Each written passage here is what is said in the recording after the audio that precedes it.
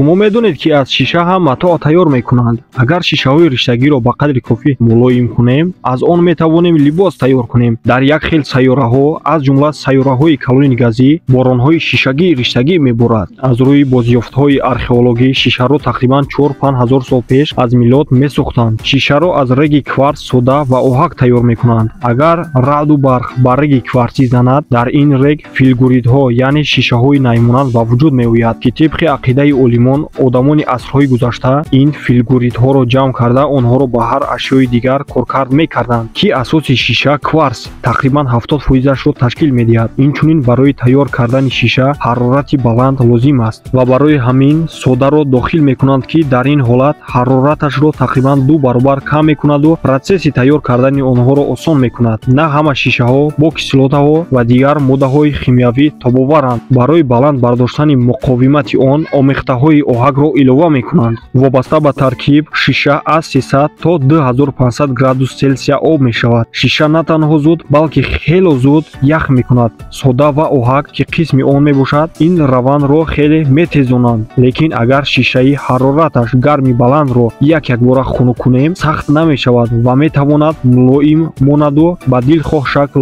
рӯй гирад. Ҳангоми шишаро аз сари нав об кардаву такрорӣ шиша тайёр кунем, сифаташро умуман гум намекунад. Истеҳсоли шиша нисбат ба шишаи такрорӣ тақрибан 40% гаронтар аст. Дар асри 13 ки сатҳи коркарди шишабарорӣ рушд кардан гирифт, аввалин айнак барои зерени чашм сохтаанд, ки дар асрҳои миёна шиша нархаш бениҳоят гарон буд ва фақат сарватмандон метавонистанд барои худ тирезаҳои шишагӣ харанд. Инчунин соли 2015 дар ҷопон шишае сохтанд, ки шаффофияташ ба 100% наздик шуд ва аз ҷиҳати мустаҳкамӣ ба монанди пулоди баландсифат баробар аст. Дар аквариуми Сидней бошад, ғафстарин шиша дар ҷаҳон истифода мешавад, ки ғафсии он ба 260 мм мерасад. Шишаи тирногузар, яъне пуленепробиваемие стёкла, дар асри 20 ихтироъ карданд, ки шишаҳои тирногузар аз шишаҳои оддӣ сохта мешавад. Онҳоро қабат гузошта, дар байнаҳои онҳо плёнкаи махсус мегузоранд, аз ҳарорату фишори баланд истифода бурда тайёр мекунанд ва барои ранг кардани шишаҳо ба дилхоҳ ранг аз оксидҳои металл истифода мебаранд. Барои ба хок яксон шудани шиша тақрибан 1000 сол ё то ба 1 миллион сол ҳам мекашад, гуфти як хел олимон. Барои ҳамин ҳар боре ки ягон ашёи шишамонандро дар табиату гирду гӯша мепартоед, хуб фикр кунед.